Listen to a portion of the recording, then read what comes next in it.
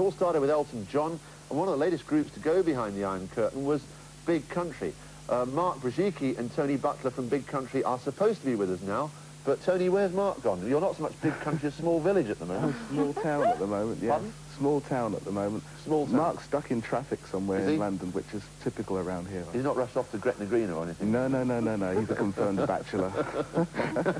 Let's just check this out. We mentioned Russia, and one of the noteworthy things that happened to the band recently was that trip to Russia, and I gather it left a pretty indelible print on you and the rest of the voyage. Yes, it's something that will be with us for the rest of our lives, I think.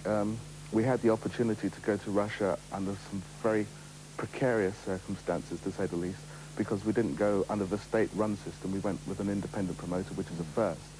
And also the concerts that we played there were the first time that the Russian kids could actually stand up and bop along to the rock group. We went there as complete unknowns as well, because they thought we were a country and western group. Yeah.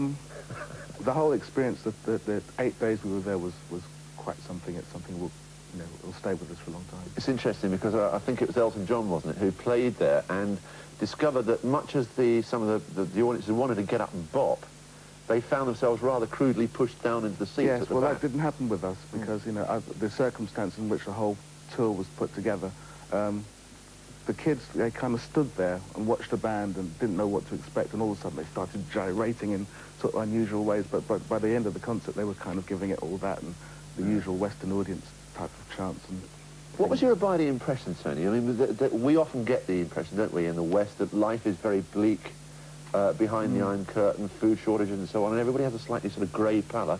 What was your feeling? We found out that some of the cliches were actually quite true. Glasnost and perestroika hasn't really hit Russians on street level yet. I think as an international idea and things, it's quite good. It's breaking down a few barriers. It's breaking down the distrust between the nations, I think. But actually on the streets, it's not quite there yet. I don't think the Russian people who we tried to talk to, especially the kids, really didn't have a clue on what was going on from an international level, what their government was actually trying to do in the long run.